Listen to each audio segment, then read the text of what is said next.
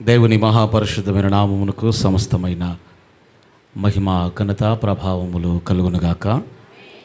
లోకరక్షకుడైన యేసుక్రీస్తు వారి శ్రేష్టమైన నామములో చేరువచ్చినటువంటి ఆత్మీయులందరికీ కూడా ప్రభు పేరిట శుభములు అందరికీ వందనాలు తెలియజేస్తూ ఉన్నాను. అందరికీ వందనాలు. పరిశుద్ధ బైబిల్ గ్రంథముల నుండి మనము కొన్ని వారాలుగా మత్తయి శుభవార్తలో వ్రాయబడిన విషయాలు ధ్యానం చేసుకుంటూ ఉన్నాము. మత్తయి శుభవార్తలో గత వారములో మనము 10వ అధ్యాయంలో వ్రాయబడిన విషయాలు నేర్చుకుని ఉన్నాం. ఈ దినమందు 11వ అధ్యాయంలో 1వ వచనము నుండి 19వ వచనం వరకు సమయం ఉంటే 19 వరకు ధ్యానం చేసుకుంటాము. అంటే సందర్భం ఒకటది. ఆ 19 వచనాల్లో కూడా ఒక సందర్భం గురించినటువంటి మాటలు కాబట్టి 19వ వచనం వరకు మనము వ్రాయబడిన విషయాల గురించి ధ్యానం చేసుకోబోతూ ఉన్నాం. ఈ సందర్భం బాప్తిసం ఇచ్చేటువంటి యోహాను అతడు చెరసాల్లో వేయబడినప్పుడు అక్కడ జరిగినటువంటి సంభాషణలు, ఆ సంఘటనల గురించి ఈ భాగంలో వ్రాయబడింది. ఈ బాప్తిసం ఇచ్చేటువంటి యోహాను ఎవరు అంటే యేసుక్రీస్తు పుట్టడానికి ముందు, అంటే దాదాపుగా ఒక 6 నెలల ముందు ఈ బాప్తిసం ఇచ్చేటువంటి యోహాను జన్మించాడు. పాత నిబంధన ప్రవక్తల్లో ఈ బాప్తిసం ఇచ్చేటువంటి యోహాను చివరివాడు. మీకు అర్థమవుతుందా? పాత నిబంధన ప్రవక్తలు ఎవరైతే ఉన్నారో ఇక కొత్త నిబంధనకు ఆరంభం అని చెప్పొచ్చు. సో ఈ బాప్తిసం ఇచ్చేటువంటి యోహాను ఈ పాత నిబంధన ప్రవక్తల్లో ఇతడు చివరి ప్రవక్త. పాత నిబంధన ప్రవక్తగానే ఈ బాప్తిసం ఇచ్చేటువంటి యోహాను వచ్చాడు. కానీ ప్రవక్త పాత నిబంధన ప్రవక్తే కానీ కొత్త బోధతో వచ్చాడు. ఏంటి కొత్త బోధ అంటే, పాత నిబంధన ప్రవక్తలందరూ కూడా భూ సంబంధమైనటువంటి రాజ్యమును గురించి బోధించారు. అంటే ఐగుప్తులో నుండి దేవుడు మీకు విడుదల ఇస్తాడు, తర్వాత మీ శత్రువులను దేవుడు మీకు అప్పగిస్తాడు, ఏ తెగులు ఏ రోగం మీకు రాకుండా ఆయన కాపాడుతాడు, మీ పొలాలు దీవించబడతాయి, మీ ఆస్తులు దీవించబడతాయి, ఆ తర్వాత కనాను దేశాన్ని మీరు స్వతంత్రించుకుంటారు. ఈ రీతిగా భూ సంబంధమైనటువంటి రాజ్యమును గురించి పాత నిబంధన ప్రవక్తలందరూ కూడా అదే బోధించారు. మలాకి వరకు పాత నిబంధన ప్రవక్తలందరూ అదే బోధించారు. కానీ బాప్తిసం ఇచ్చేటువంటి యోహాను ఆయన బోధ ఎలా ఆరంభించాడు అంటే, ఇంతవరకు పాత నిబంధన ప్రవక్తలు భూ సంబంధమైన రాజ్యం గురించి బోధించారు కదా, ఇంకెంతకాలం భూ సంబంధమైనటువంటి రాజ్యము కొరకు మీరు ప్రాకులాడుతారు, భూ సంబంధమైన ఆశీర్వాదాల కొరకు ఇంకెంతకాలం మీరు చూస్తారు, పరలోక రాజ్యము సమీపించి ఉన్నది కాబట్టి దాని కొరకు మీరు ప్రయాసపడండి అని పరలోక రాజ్యమునకు సంబంధించినటువంటి ఆ బోధ బాప్తిసం ఇచ్చేటువంటి యోహాను చేశాడు. అంత మాత్రమే కాదు, ఈ బాప్తిసం ఇచ్చేటువంటి యోహాను రాబోయేటువంటి మెస్సయ్య ఎవరైతే ఉన్నారో ఆ మెస్సయ్యకు మార్గమును సరళము చేశాడు. మార్గమును సరళము చేయడం అంటే, ఈ యూదులు ఇశ్రాయేలు ప్రజలు ఎవరైతే ఉన్నారో మెస్సయ్య కొరకు వారు ఎదురు చూస్తూ ఉన్నారు. మొదటి రాకడ అంటే యేసుక్రీస్తు ఈ భూమి మీద జన్మిస్తాడు, రెండవ రాకడ గురించి కాదు, మొదటి రాకడ. మేము ఎదురు చూసేటువంటి ఆ మెస్సయ్య మా కోసం వస్తాడు, ఈ భూ సంబంధమైనటువంటి రాజ్యము నుండి విడిపించి మాకందరికి కూడా విజయాన్ని ఇస్తాడు, మా రాజుగా వస్తాడు అని ఆ మెస్సయ్య కొరకు వీళ్ళు ఎదురు చూస్తూ ఉన్నారు. ఈ బాప్తిసం ఇచ్చే యోహాను ఏం చేశాడు అంటే, యేసయ్య పుట్టడానికి ఒక 6 నెలల ముందుగా పుట్టి, మనం ఎదురు చూసేటువంటి ఆ మెస్సయ్య ఎవరో కాదు, ఆ నజరేయుడైనటువంటి యేసుక్రీస్తే, ఆయనే మనం ఎదురు చూసేటువంటి మెస్సయ్య. ఇంతకుముందు పాత నిబంధనలో చెప్పబడినట్లుగా భూ సంబంధమైనటువంటి రాజ్యము నుండి దేవుడు విడిపించాడు, శత్రువులను అప్పగించాడు. కానీ ఈ మెస్సయ్య ఎందుకు వచ్చాడు అంటే, మీరు రోమా ప్రభుత్వం కింద బానిసలుగా ఉన్నారుగా, ఆ రోమా ప్రభుత్వం నుంచి విడిపించడానికి కాదు, లేకపోతే భూ సంబంధమైన రాజ్యము నుండి విడిపించడానికి కాదు, తన ప్రజలను వారి పాపము నుండి విడిపించడానికి ఆయన ఈ భూమి మీదకు వచ్చాడు అని యేసుక్రీస్తుని గురించి బోధించడం ఆరంభించాడు. పాత నిబంధనలో బాప్తిసం అనేది ఎక్కడ కూడా మనకు కనిపించదు.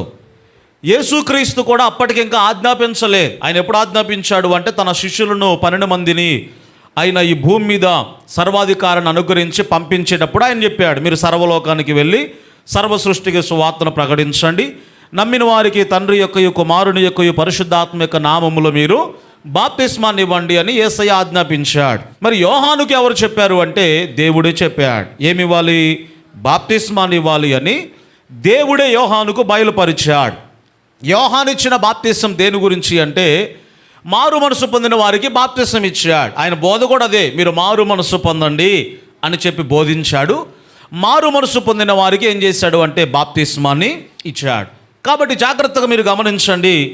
ఈ యేసుక్రీస్తు వారు బాప్తిసం పొందడానికి ఆయన వస్తున్నాడు అని తెలుసుకున్నప్పుడే ఆయన కాళ్ళ చప్పుడు విన్నటువంటి బాప్తిసం ఇచ్చే యోహాను ఆయనను గురించి ఏమన్నాడు అంటే, ఇదిగో లోక పాపములను మోసుకొని పోయేటువంటి దేవుని గొర్రెపిల్ల, నేను మీకు నేలలో బాప్తిసం ఇస్తున్నాను కానీ నా వెనక వచ్చేవాడు ఆయన పరిశుద్ధాత్మలోనో అగ్నిలోనూ మీకు బాప్తిసం ఇస్తాడు అని యోహాను క్రీస్తును పరిచయం చేస్తున్నాడు. అంటే యేసయ్య మొదటి రాకడకు ఆయన ఎందుకు వచ్చాడో ఆ మార్గమును ఆయన సరళం చేస్తున్నాడు. మీకు అర్థమవుతుందా? అంటే పరిచయం చేస్తున్నాడు యేసుక్రీస్తును నెమ్మదిగా.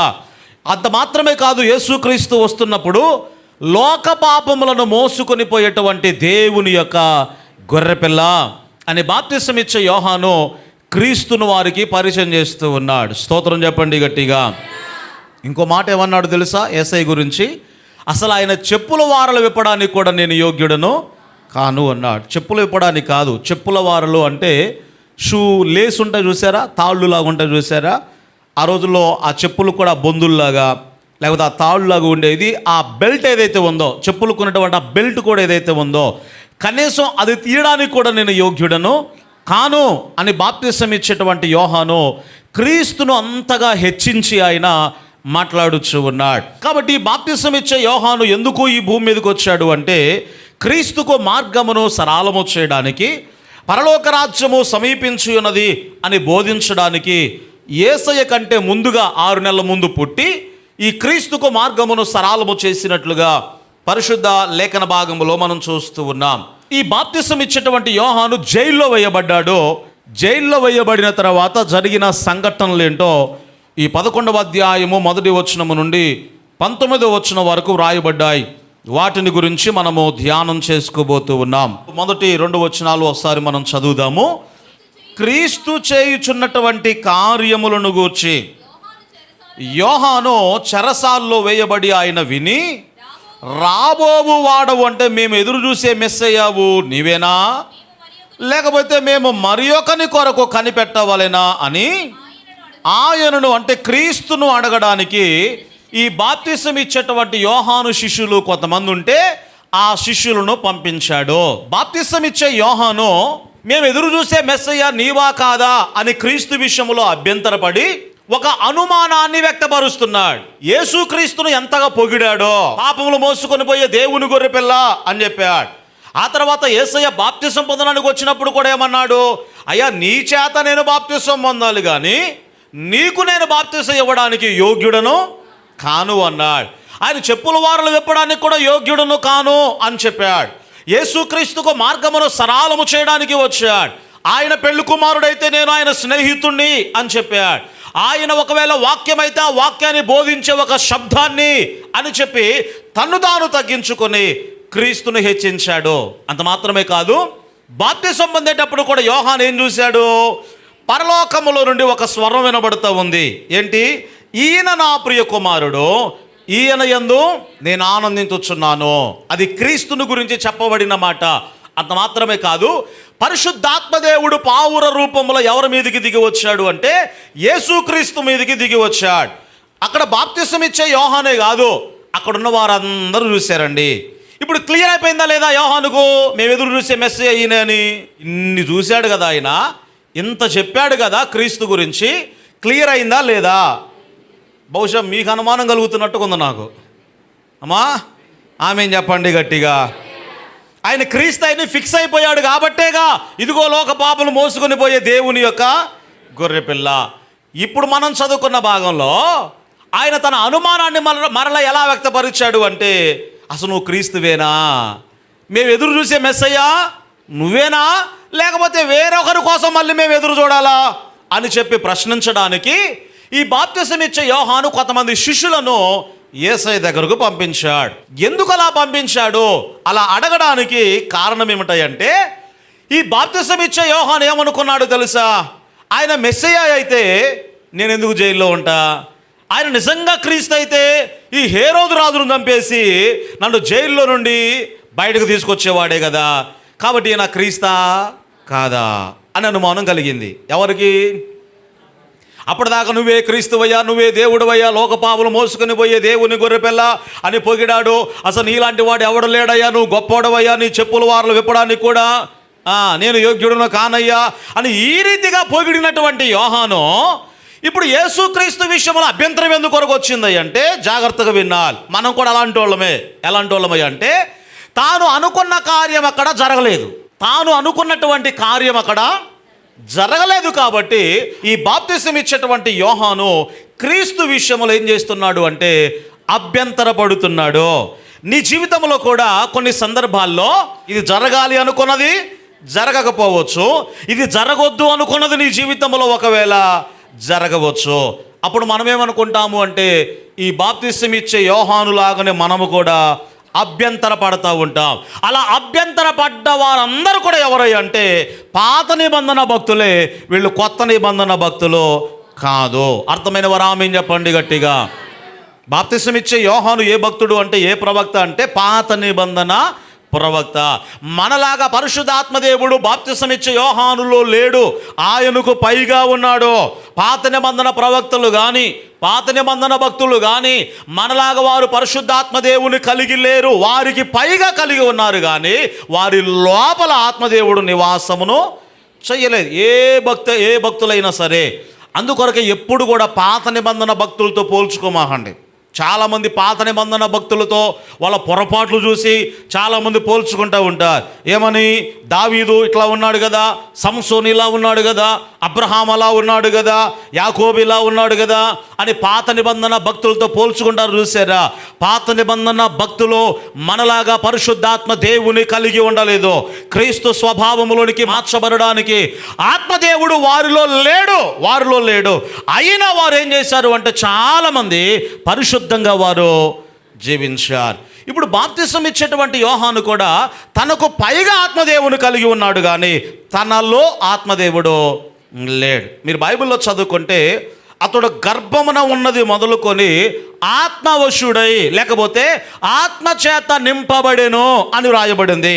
ఆత్మచేత నింపబడడం అంటే మరలా చెప్తూ ఉన్నాను, తనలో కాదు తనకు పైగా పరిశుద్ధాత్మదేవుడు ఉన్నాడు. అందుకోసమే ఈ బాప్తిసం ఇచ్చే యోహాను ఇట్లాంటి కార్యము జరిగినప్పుడు, జైల్లో వేయబడినప్పుడు ఈయన ఏం చేస్తున్నాడు అంటే క్రీస్తు విషయంలో అభ్యంతర పడుతూ ఉన్నాడు.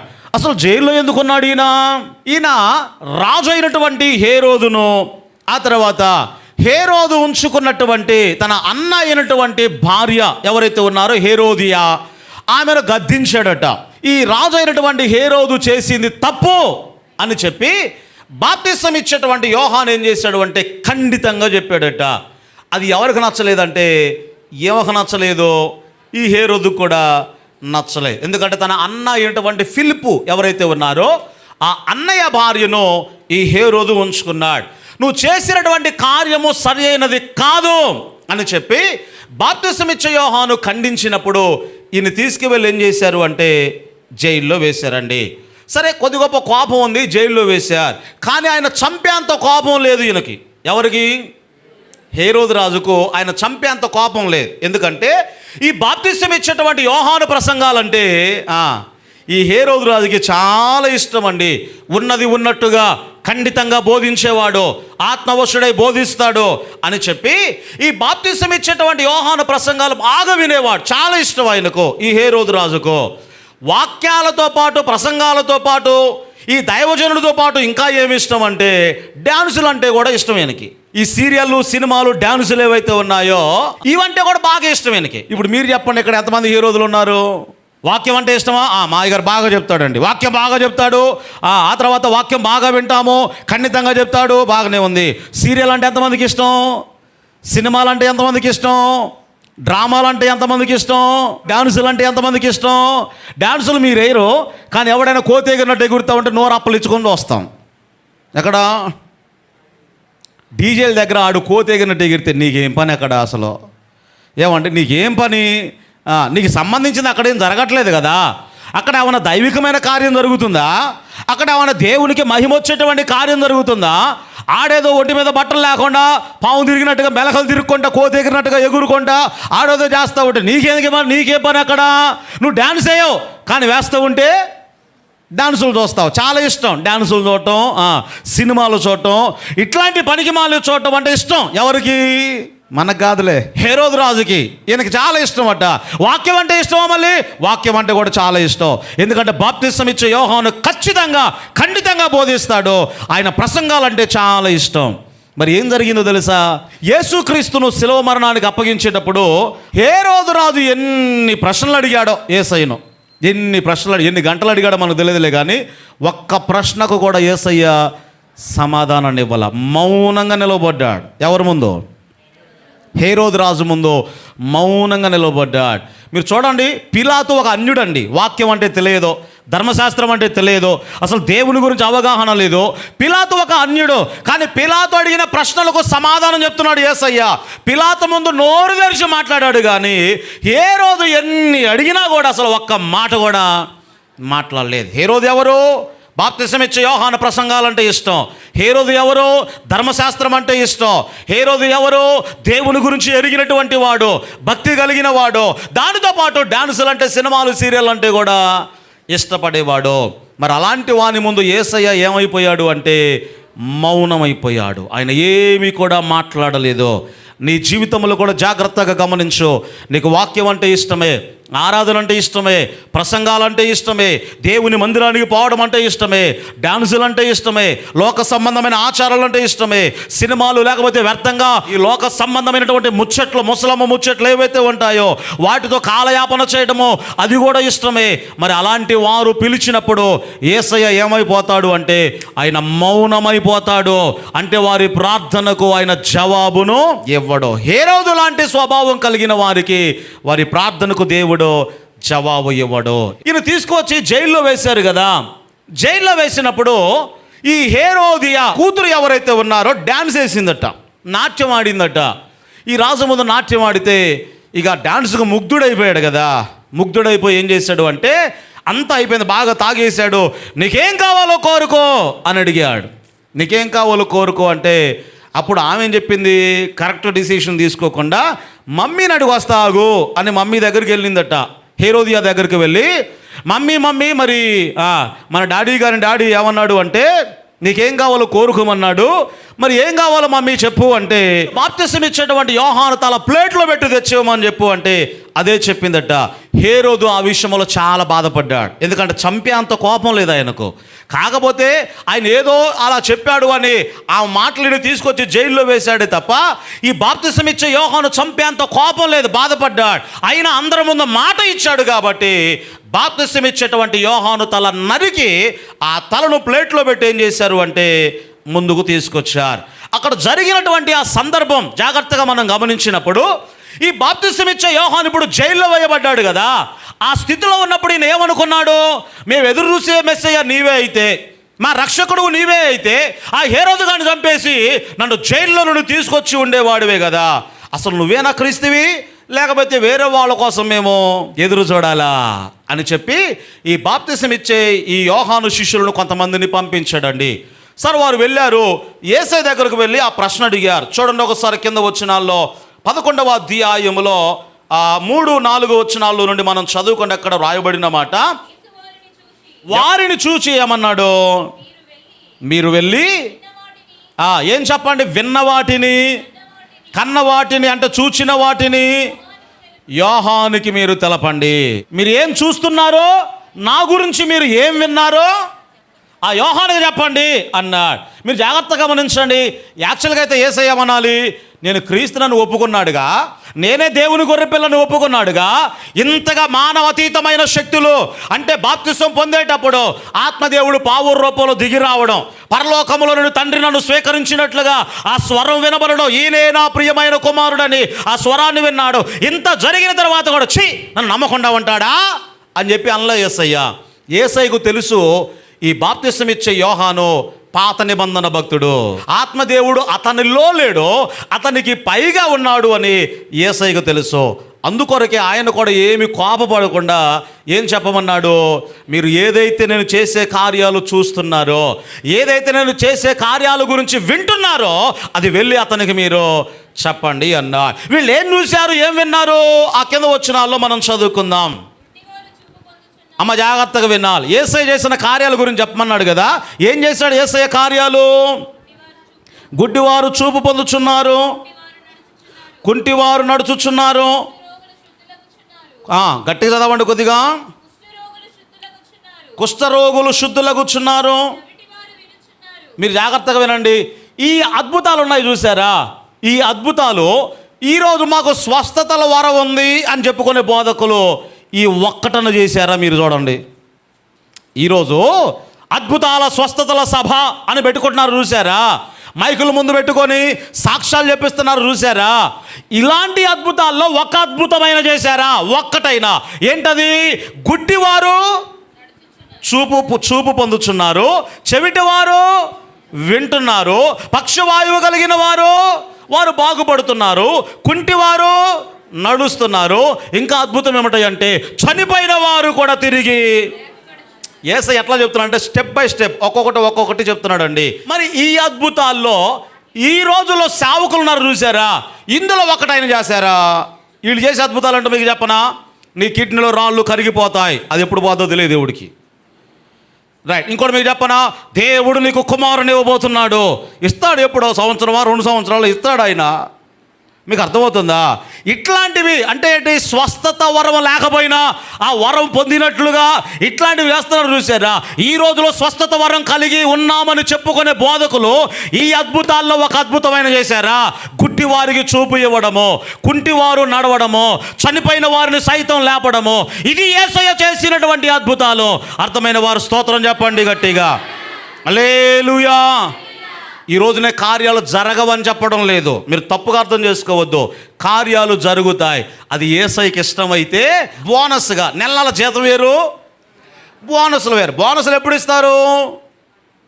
పండగలప్పుడో, సంవత్సరానికి ఒకసారో, 2 సంవత్సరాలు ఆ యజమానికి ఇష్టమైనప్పుడు ఇస్తాడు. అవునా కదా? కానీ జీతం మాత్రం నెలలా ఇస్తాడు. ఇప్పుడు యేసయ్య కూడా పరలోక సంబంధమైన ఆశీర్వాదాలు ఖచ్చితంగా ఇచ్చాడండి. బోనస్ ఏమి ఇస్తాడు అంటే అప్పుడప్పుడు భూ సంబంధమైన ఆశీర్వాదాలు కూడా ఆయన ఇస్తాడు. నువ్వు అడిగినప్పుడల్లా కాదు, యజమానునికి ఇష్టమైనప్పుడల్లా. అలా అని నువ్వు అడగొద్దని కాదు, నువ్వు అడుగు. కానీ ఆ రీజన్ చెప్తాడు. అది ఉండడం మంచిదనో, లేకపోతే నీ మేలు కొరకు ఉంచానో దేవుడు ఏదో ఒక సమాధానాన్ని ఇస్తాడు. అర్థమైన వారు స్తోత్రం చెప్పండి గట్టిగా. హల్లెలూయా. కాబట్టి ఈరోజు జరిగే స్వస్థతల పేర్లతో మోసాలు జరుగుతున్నాయి సంఘంలో. జాగ్రత్త. భయంకరమైన మోసాలు జరుగుతూ ఉన్నాయి. ఇక స్వస్థత మహాసభలు, అద్భుత మహాసభలను పెడితే తండోపతండాలుగా. ఈ రోజులో యూట్యూబ్లో, సోషల్ మీడియాలో మీరు చూడండి. అసలు దాదాపు ఒక 3-4 సంవత్సరాల కిందట అమ్మతేజ అంటే ఎవడో తెలియదు ఎవరికి. అమ్మతేజ అనే పేరు అసలు ఎవరికి తెలియదండి. ఇప్పుడు వీళ్ళు ఎట్లా క్లిక్ అవుతున్నారంటే తొందరగా క్లిక్ అవ్వాలి, తొందరగా అభివృద్ధి పరచబడాలి, తొందరగా జనాభాని పోగేసుకోవాలి. దానికి ఆలోచన ఒక్కటే, ఏంటది? టచ్. ఏం చెప్పండి? ఈ టచ్లు ఎక్కువైపోయాయి. సంఘము మోసగించబడుతూ ఉంది. మీకు మాట చెప్పనా? ఇందాక చనిపోయిన వారు సైతము తిరిగి లేపబడుతున్నారు అంటే అది గొప్ప అద్భుతం. ఆమేన్ అన్నారు చూసారా? దానికంటే గొప్ప అద్భుతం దాని తర్వాత వ్రాయబడింది. ఏంటో తెలుసా? బీదలకు సువార్త, దేవుని వాక్యము ప్రకటించబడుతూ ఉంది. ఆమేన్ చెప్పండి గట్టిగా. ఎందుకు చెప్పాను అంటే స్టెప్ బై స్టెప్ యేసయ్య చెప్పాడు కదా. గుడ్డివారు చూస్తున్నారు, దానికంటే ఇంకో అద్భుతం, గొప్ప అద్భుతం. చెవిటివారు వింటున్నారు, దానికంటే గొప్ప అద్భుతం. మీరన్నా చదవండి కింద కూర్చున్న వాళ్ళు. దానికంటే గొప్ప అద్భుతం. కుష్ఠవ్యాధి కలిగిన వారు బాగుపడుతున్నారు, దానికంటే గొప్ప అద్భుతం. చనిపోయిన వారు సైతము తిరిగి లేపబడుతున్నారు, దానికంటే గొప్ప అద్భుతం ఏమిటాయి అంటే బీదలకు దేవుని వాక్యము ప్రకటించబడుతూ ఉంది. స్తోత్రం చెప్పండి గట్టిగా. అన్ని అద్భుతాల కంటే గొప్పది ఏమిటాయి అంటే, గొప్ప ప్లేస్లో ఏముంది అంటే బీదలకు దేవుని వాక్యము ప్రకటించబడతా ఉంది. వాక్యం ప్రకటించడం చేతగాక, దేవుని ప్రత్యక్షతను పొందుకోవడం చేతగాక, దేవుని పాదాల చెంత కూర్చొని అసలు ప్రజలకు దేవుడు ఏం చెప్పదలుచుకున్నాడో అది చేతగాక స్వస్థతల పేరుతో ఈరోజు సంఘాన్ని, సమాజాన్ని మోసగించుచున్నారు. జాగ్రత్త. యేసయ్య చేసిన కార్యాలు మరి ఇలాంటివి ఎక్కడైనా జరగడం మీరు చూసారా? గుడ్డివాడికి చూపు వచ్చిందని కానీ, కుంటివారు నడిచారని కానీ, చెవిటివారు విన్నారని కానీ, చనిపోయిన వారు సైతం తిరిగి లేపబడుతున్నారని కానీ, ఈ స్వస్థత వరం కలిగి ఉన్నామని చెప్పుకునే వాళ్ళు ఏమైనా చేశారా అంటే ఇట్లాంటి కార్యాలు ఏవి కూడా ఇవి కంటికి కనబడేవి కాబట్టి ఇవి జరగవండి. మరి ఏం జరుగుతాయి? ఇదిగో ఫలానా మల్లయ్య దేవుడు చూపిస్తున్నాడు నిన్ను. మల్లయ్యలు 10 మంది ఉంటారు అక్కడ. మీకు అర్థమవుతుందా? ఫలానా ఎల్లయ్య దేవుడు చూపించాలంటే ఎల్లయ్యలు అక్కడ 10 మంది ఉంటారు. ఈ పాస్టర్ గారు మీటింగ్ పెడతారు చూసారా? ఈయన ఏం చేస్తాడంటే ఈయనకు సంబంధించిన ఒక 40-30 మందిని ఆ మీటింగ్లో కూర్చోబెడతాడు. వీళ్ళు మామూలుగా అందరితో పాటు వచ్చినట్టుగా కూర్చుంటారట. పక్కన కూర్చొని ఇటొకళ్ళు ఉంటారు కదా. ఇప్పుడు వీళ్ళని అడుగుతా, ఎక్కడి నుంచి వచ్చారమ్మా, మీ పేరేందమ్మా, మీ సమస్య ఏందమ్మా అంటే అడుగుతారు కదా. మీరు కూడా ఎక్కడి నుంచి వచ్చారంటే వీళ్ళు చెప్తారు, మాటలు కలిపేస్తారు కదా. ఈ మాట్లాడిన తర్వాత ఇక్కడ నుంచి మెసేజ్ వెళ్ళిపోతుంది స్టేజ్ మీదకి వాట్సాప్లో. ఏంటి? ఈయన పేరు పలానా, ఈయన సమస్య పలానా. అవసరమైతే అలాంటి వాళ్ళు ఇప్పుడు పలానా ప్రవీణ్ అన్నాడు అనుకోండి, 5-6 ఉంటారు కాబట్టి ఎర్ర చొక్కా ప్రవీణ్, చొక్కా రంగు కూడా అందులో పోద్ది. మెసేజ్లో స్టేజ్ మీదకి వాట్సాప్లో వెళ్ళిపోద్ది. ఇప్పుడు అక్కడి నుంచి అయ్యగారు చెప్పుకుంటూ అందులో చూసి ఏమంటాడు అంటే, ఫలానా ప్రవీణ్ దేవుడు చూపిస్తున్నాడు, ఎర్ర చొక్కా వేసుకొని వచ్చాడు కన్నాడు. అని పెద్దగా ఏడుచుకుంటా, అమ్మాయికి దేవుడు ఏముంది నన్ను చూపించాడు. ఎంత మోసగించబడుతున్నారు ప్రజలు ఈ రోజున. జాగ్రత్త. ప్రభునందు ఆత్మీయులరా, కనుక బైబిల్లో రాయబడిన మాట, యేసయ్య చేసిన అద్భుతాలు అలాంటివి కాదు. గుడ్డివారు చూపు పొందారు, చెవిటివారు విన్నారు, పక్షవాయువు కలిగిన వారు స్వస్థపరచబడ్డారు, కుంటివారు నడుస్తున్నారు, చనిపోయిన వారు సైతము తిరిగి లేపబడుతున్నారు. అది యేసయ్య చేసినటువంటి గొప్ప అద్భుతాలు. అన్ని అద్భుతాల కంటే గొప్ప అద్భుతం ఏమిటంటే బీదలకు దేవుని సువార్త ప్రకటించబడతా ఉంది. ఆమేన్ చెప్పండి గట్టిగా. హల్లెలూయా. ఇక ఆ తర్వాత ఇవన్నీ కూడా మీరు వెళ్ళి ఆ యోహాను గారికి చెప్పండి అయ్యా అన్నాడు. ఆ తర్వాత ఇంకా ఏమన్నాడు? 11వ అధ్యాయంలో కింద వచ్చినాన్ని మనం చదువుకుంటే, మరియు నా విషయమై అభ్యంతర పడనివాడు ధన్యుడు అన్నాడు. స్తోత్రం చెప్పండి గట్టిగా. హల్లెలూయా. ఏమన్నాడు యేసయ్య? నా విషయమై అభ్యంతర పడనివాడు ధన్యుడు. ఎన్నిసార్లు అభ్యంతర పడి ఉంటావు? దేవుడు ఎందుకు ఇలా చేశాడు, దేవుడు ఎందుకు కొరకు ఇలా అనుమతించాడు, జైల్లో వేయబడకపోయినా నేను జైల్లో వేయబడినట్లుగా బందీగా ఉన్నాను. ఇది జరగకూడదు అనుకున్నవే మన జీవితంలో జరగవచ్చు, ఇవి జరగాలి అనుకున్నవి మన జీవితంలో జరగకపోవచ్చు. ఆ టైంలో బాప్తిసం ఇచ్చే యోహాను అభ్యంతర పడ్డాడు. నువ్వు క్రీస్తువా కాదా, అసలు నువ్వు కార్యాలు చేసేవాడవా కాదా అని అభ్యంతర పడినప్పుడు యేసయ్య చెప్పి పంపిస్తున్నాడు, నా విషయమై అభ్యంతర పడనివాడు ధన్యుడు. ఎందుకొరకు తెలుసా? నేను ఏది చేసినా కూడా మీ మేలు కొరకే చేస్తాను. ఇంకా చెప్పాలి అంటే మీకేం కావాలో మీకంటే బాగా నాకు బాగా తెలుసు, నేను మీకు శ్రేష్టమైనవే ఇస్తాను అంటున్నాడు దేవుడు. స్తోత్రం చెప్పండి గట్టిగా. ఏమిస్తాడు యేసయ్య? దానికి ఉదాహరణ చెప్పాడు కదా ఒకసారి. ఇప్పుడు భూ సంబంధమైన తండ్రి ఉన్నాడు అనుకోండి, రొట్టె అడిగితే రాయిస్తాడా? చేపను అడిగితే పామునిస్తాడా? ఒకవేళ గుడ్డును అడిగితే తేలు తెచ్చిస్తాడా? అంటే భూ సంబంధమైన తండ్రి వాళ్ళు మంచివాళ్ళు కాకపోయినా ఆ పిల్లోడికి మంచి ఈవులు ఇవ్వాలనుకుంటాడు కదా. యేసయ్య చెప్తున్నాడు, తండ్రులు మంచివారు కాకపోయినా తమ పిల్లలకి ఏమి ఇవ్వాలనుకుంటారు? మంచివే ఇవ్వాలి అనుకుంటారు కదా. మరి మీ పరలోకపు తండ్రి వాటికంటే ఇంకా శ్రేష్టమైనవి ఇస్తాడు కదా అన్నాడు. ఆమేన్ చెప్పండి గట్టిగా. ఇప్పుడు నువ్వు అడిగావు దేవుని ఏదో, అది నువ్వు పొందుకోలేదు. అది పొందుకోనంత మాత్రంలో యేసయ్య గురించి నువ్వు అభ్యంతర పడవద్దు. ఎందుకొరకై అంటే ఆయన ఆలస్యము చేసినా, ఒకవేళ నువ్వు అడిగింది ఇచ్చినా, నా దేవుడు ఏం చేస్తాడు అంటే ఆయన శ్రేష్టమైనవే నీకు అనుగ్రహిస్తాడు. నమ్మిన వారు ఆమేన్ చెప్పండి గట్టిగా. హల్లెలూయా. కాబట్టి ఇక్కడ రాయబడిన మాట, నా విషయమై అభ్యంతర పడనివాడు ధన్యుడు. అందరు చెప్పండి ఈ మాట. యేసయ్య ఏమన్నాడు? నా విషయమై అభ్యంతర పడనివాడు ధన్యుడు. ఇక 7వ వచనము నుండి 9వ వచనం వరకు మనం చదువుకుంటే అక్కడ రాయబడినటువంటి మాటలు, వారు వెళ్ళిపోవచ్చు ఉండగా ఇలాగున చెప్పసాగెను, మీరేమి చూడటానికి వెళ్ళారు అరణ్యానికి? గాలికి కదులుచున్నటువంటి రెల్లునా? మరి ఏమి చూడటానికి మీరు వెళ్ళారు? లేకపోతే సన్నపు నార తెల్లని వస్త్రాలు ధరించుకున్న వారిని చూసి అబ్బో వీళ్ళెంత పరిశుద్ధులు అని వస్త్రాలు చూసి చెప్పడానికి వెళ్ళారా? మరి మీరు ఏమి చూడటానికి వెళ్ళారు? లేకపోతే ప్రవక్తను చూడటానికి మీరు వెళ్ళారా అని చెప్పి, అవును కానీ నేను ప్రవక్త కంటే గొప్పవాడను అన్నాడు యేసయ్య. స్తోత్రం చెప్పండి గట్టిగా. మీరు జాగ్రత్తగా వినండి. ఎందుకు వెళ్ళారయ్యా మీరు అరణ్యాలకి? చాలామంది బోధకులు ఉన్నారు. ఈ గాలికి చెదరగొట్టేటువంటి రెల్లు ఉంటూ చూసారా, ఆ రెల్లును చూడటానికి పోయారా అన్నాడు. అంటే కొంతమంది బోధకులను యేసయ్య దేంతో పోల్చాడు? గాలికి కొట్టుకొని పోయేటువంటి రెల్లుతో పోల్చాడు. దాని అర్థం ఏంటో తెలుసా? ఇటువైపు నుండి బలంగా గాలి వచ్చింది అనుకోండి, అటు కొట్టుకొని పోద్ది. అటువైపు నుండి బలంగా గాలి వచ్చింది అనుకోండి, అంటే రెల్లు ఎటు బలంగా గాలి అటు వస్తే అలా వెళ్ళిపోతానే ఉంటుందండి, అలా వెళ్ళిపోతూ ఉంటుంది. ఇప్పుడు కొంతమంది బోధకులు కూడా ఎలా ఉన్నారు అంటే గాలి చెదరగొట్టేటువంటి రెల్లులాగా ఉన్నారు. ఒక్క మాట చెప్పాలి అంటే ప్రజలను మెప్పుపరిచే బోధలు చేస్తున్నారు. ఎలాంటివో మీకు చెప్పనా? ఒకసారి ఆయన పాస్టర్ గారు, పెద్ద పాస్టర్ గారు, లక్షల మంది వెళ్తారా అని మీటింగ్ పెడితే ఆయన కూడా ఈ టచ్ అనగానే స్టేజ్ మీద ఆయన ప్రవచనం చెప్పాడండి. ఆయన ఫాలోవర్స్ ఉండొచ్చు, మీరు బాధపడిన నాకు ఇబ్బంది లేదు, దేవునికి స్తోత్రం. ఆయన స్టేజ్ మీద కొంతమంది రాజకీయ నాయకులు కూర్చున్నారు. ఆ పార్టీలకు సంబంధించిన కొంతమంది రాజకీయ నాయకులు కూర్చున్నారండి. వాళ్ళ ముందు ప్రవచనాన్ని చెప్పాడు ఆయన.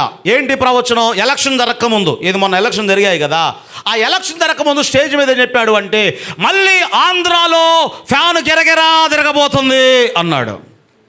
ఎవరన్నా మీరు చూసారా? అది యూట్యూబ్లో క్లిప్పింగ్ చూసారా?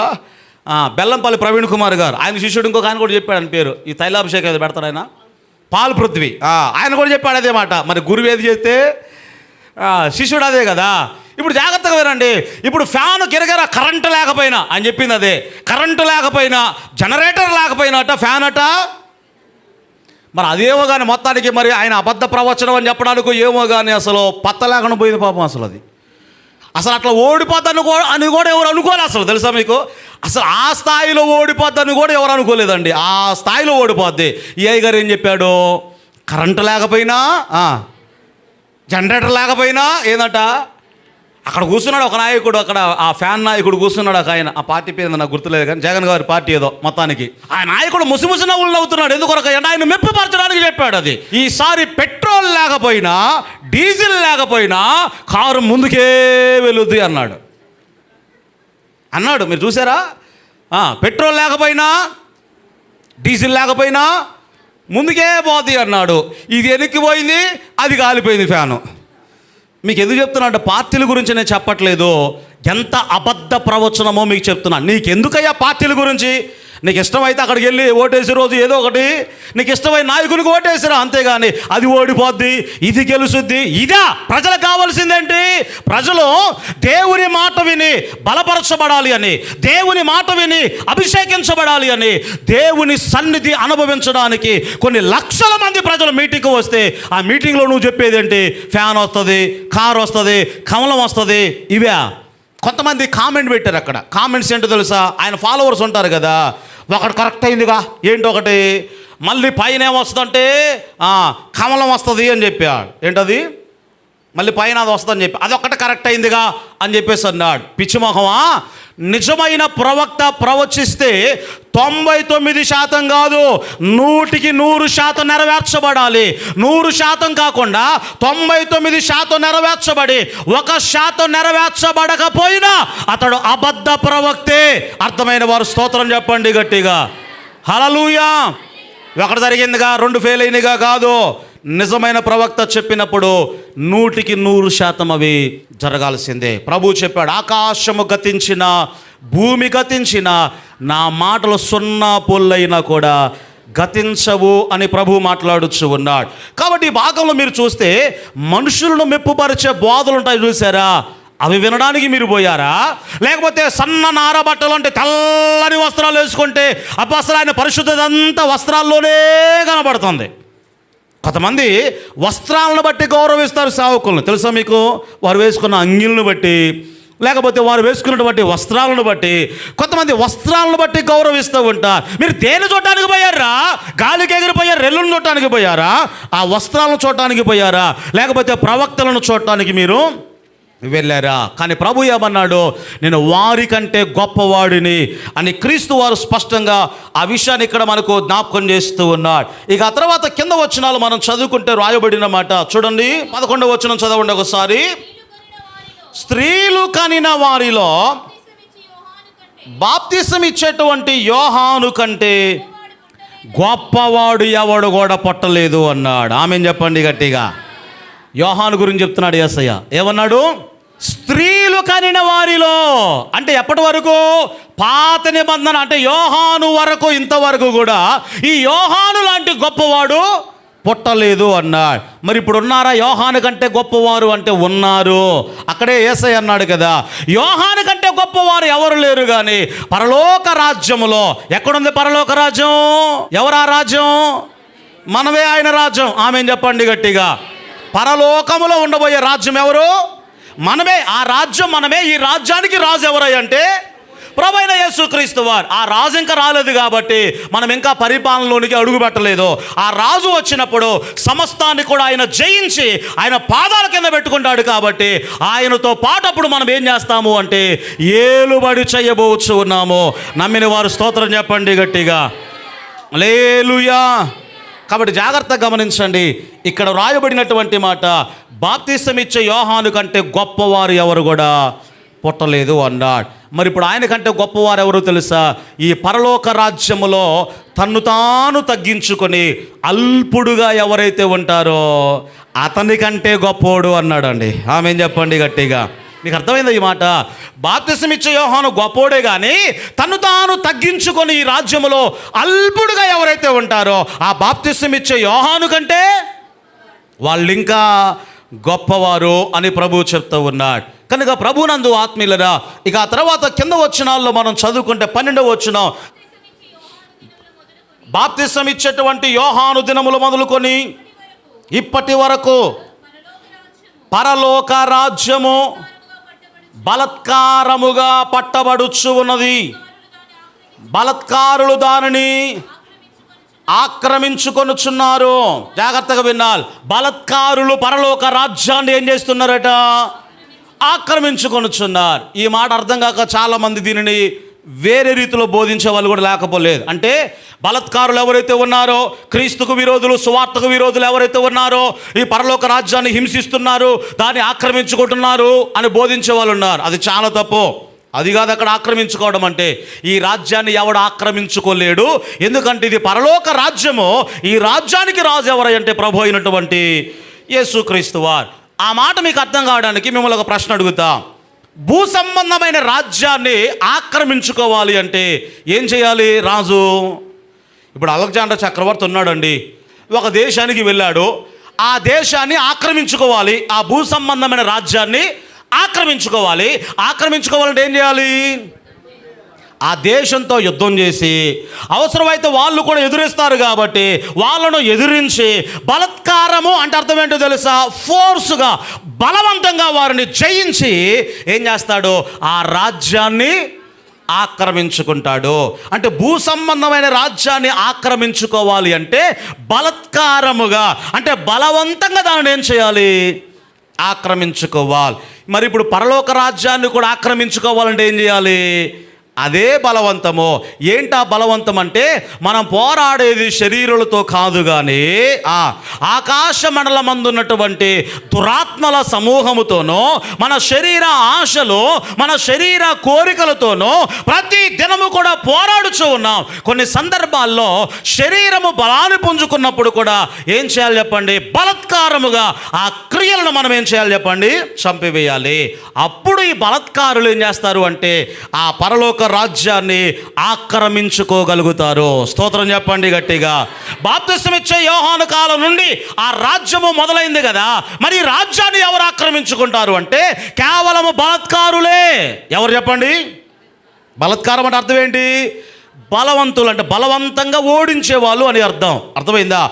అవతల వ్యక్తికి బలం ఉందో లేదో ఆయన కూడా పోరాటం చేస్తున్నాడు. ఈడేం చేశాడు? యుద్ధం చేసి అవతల వ్యక్తిని బలవంతంగా ఆయన ఓడించాడు. కాబట్టి దానిని ఏమన్నారు అంటే బలత్కారము అన్నారు. కాబట్టి ఇక్కడ రాయబడిన మాట, బలత్కారులు దేనిని స్వతంత్రించుకుంటారు, ఆక్రమించుకుంటారు అంటే పరలోక రాజ్యమును ఆక్రమించుకుంటారు. ఇప్పుడు మీరు చెప్పండి, పరలోక రాజ్యాన్ని ఆక్రమించుకోవాలి అంటే ఏం చేయాలి? మనము శరీరులతో కాకుండా శరీర స్వభావముతో, శరీర కార్యములతో, ఆ తర్వాత అపవాదితో, ఆకాశ మండలమందున దురాత్మల సమూహముతో మనం ఏం చేయాలి చెప్పండి?